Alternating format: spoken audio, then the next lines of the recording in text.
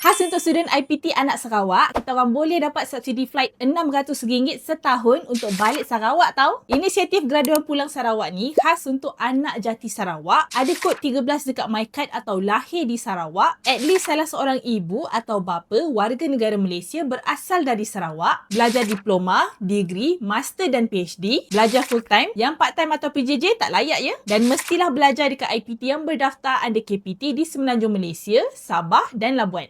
Korang boleh claim RM300 untuk setiap perjalanan maksimum 2 kali setahun. Asalkan flight dari Semenanjung Malaysia, Sabah atau Labuan balik ke Sarawak, boleh tuntut subsidi ni untuk mana-mana flight dalam tahun 2026 dan permohonan kena hantar online dalam tempoh 60 hari dari tarikh flight. Mohon IGPS ni dekat portal rasmi Yayasan Sarawak di yayasansarawak.org.my.